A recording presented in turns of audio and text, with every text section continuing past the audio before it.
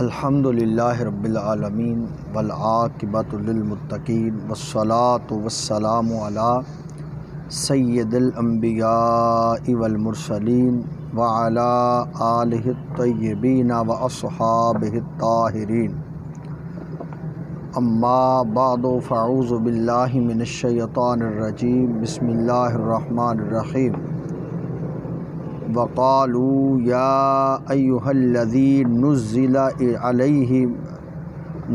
علیہ الذکر انک لمجنون لو ما تأتینا بالملائکۃ ان کنت من الصادقین ما ننزل الملائکۃ الا بالحق وما كانوا اذا منذرین انا نحن نزلنا الذکر وانا لہ لحافظون صدق اللہ العظیم۔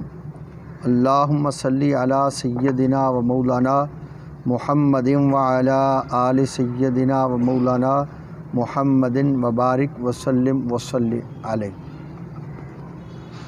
تفسیر نور القرآن سورۃ الحجر آیت نمبر 6، 7، 8 اور 9 ہمارے آج کے درس شریف کا موضوع ہے۔ سب سے پہلے تلاوت کیے گئے قرآنی الفاظ کا اردو ترجمہ اور پھر ان الفاظ کے تحت جو ارشادات حضور قبلہ فرید الاثر رحمۃ اللہ تعالی علیہ نے بیان فرمائی ان کو پڑھنے کی سعادت حاصل کریں گے۔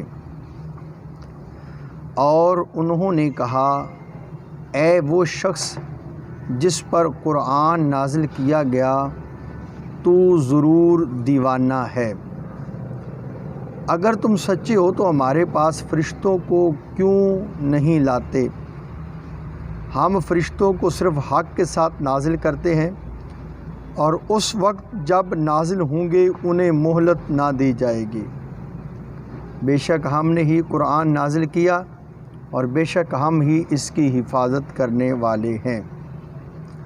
ان قرآنی الفاظ کے تحت حضور قبلہ فرید الاثر رحمۃ اللہ علیہ کچھ یوں بیان فرما رہے ہیں۔ کفار مکہ نے حضور صلی اللہ علیہ وآلہ وسلم سے یوں کہا کہ تم نبوت کا دعویٰ غلط کرتے ہو، دیوانے ہو۔ اگر تم اپنے دعویٰ میں سچے ہو تو ہمارے پاس فرشتے کیوں نہیں آتے جو ہمارے پاس آ کر تمہاری تصدیق کریں؟ ہم بارہا آپ سے مطالبہ کر چکے ہیں کہ آپ اپنے رب سے کہو فرشتے اتارے جو تمہاری تصدیق کریں۔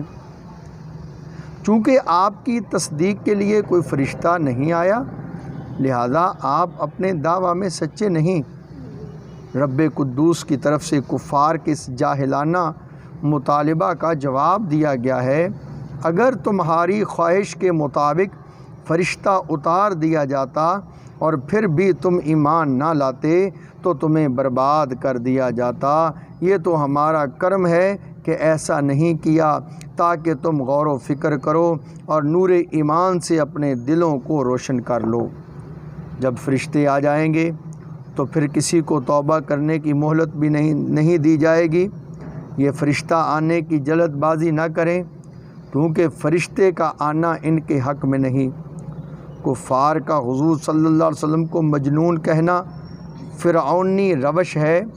فرعون نے بھی موسیٰ علیہ السلام کے بارے میں اپنی قوم سے یہی کہا تھا، الذی ارسل الیکم لمجنون، جسے تمہاری طرف بھیجا گیا ہے وہ دیوانہ ہے۔ معاذ اللہ۔ پتہ چلتا ہے کفار مکہ کا دماغ بھی فرعونی دماغ تھا۔ فرشتوں کے بھیجنے کا مطالبہ اس طرح غلط ہے کہ فرشتے اس وقت بھیجے جاتے ہیں جب کسی قوم کی تباہی کا فیصلہ کر لیا جاتا ہے۔ کفار نے حضور صلی اللہ علیہ وآلہ وسلم کو مجنون اس لیے کہا کہ نزول وحی کے وقت آپ پر ایک کیفیت ہوتی تھی، اس حالت کو دیوانگی کہا یا اس لیے کہا کہ آپ سے کہا گیا آپ نبوت کا دعویٰ چھوڑ دیں اور مال و دولت لے لیں، سرداری حاصل کریں، کسی حسین لڑکی سے شادی کر لیں؟ حضور صلی اللہ علیہ وآلہ وسلم نے ان ساری پیشکشوں کو ٹھکرا دیا اور کفار کے مقابلہ میں مشکلات و مصائب کو ترجیح دی۔ یا اس لیے دیوانہ کہا کہ آپ رات دن صبح و شام اعلان حق توحید خداوندی کے لیے کمر بستہ رہتے ہیں؟ یا اس لیے دیوانہ کہا کہ آپ کفار کے لیے جہنم اور ایمانداروں کے لیے جنت کا ذکر کرتے ہیں اور کفار اس تصور کو دیوانگی کہتے تھے؟ کفار و مشرکین کی اسلام کے خلاف سازشوں اور قرآن مقدس پر الزام اور بیہودہ باتوں کا جواب اس طرح فرمایا گیا، تم جو چاہو کرو، کہو اسلام و قرآن کا کچھ بگاڑ نہیں سکتے۔ قرآن ہم نے اتارا ہے اور ہم ہی اس کی حفاظت کرنے والے ہیں۔ قرآن مقدس کو یہ شرف حاصل ہے کہ اس میں تبدل و تغیر نہیں، تحریف نہیں، الفاظ، حروف، آیات کا بدلنا نہیں۔ اس کے 30 پارے ہیں تو دنیا کے ہر کونے میں 30 ہی ہیں۔ ابتدا و انتہا میں یکسانگی ہے۔ اس کے برعکس بائبل کئی گروہوں میں بدلی ہوئی ہے۔ پروٹسٹ، رومن کیتھولک اور بائبلوں میں کئی کتابوں کا فرق ہے۔ قرآن مقدس کی حفاظت یوں بھی ہے کہ لاکھوں کروڑوں حافظ ہیں، پوری دنیا میں بائبل کا حافظ ایک بھی نہیں۔ پوری دنیا میں لاکھوں مساجد و مدارس اس کی حفاظت کر رہے ہیں، چھوٹے چھوٹے بچے اس کے حافظ ہیں۔ تم آسمانی کتابیں صحیفے لکھے ہوئے آئے ہیں، تمام آسمانی کتابیں صحیفے لکھے ہوئے آئے ہیں، مگر قرآن مقدس پڑھی ہوئی نازل ہوئی۔ پڑھی ہوئی شے فنا نہیں ہوتی، لکھی ہوئی شے خراب ہو جاتی ہے، فنا ہو جاتی ہے۔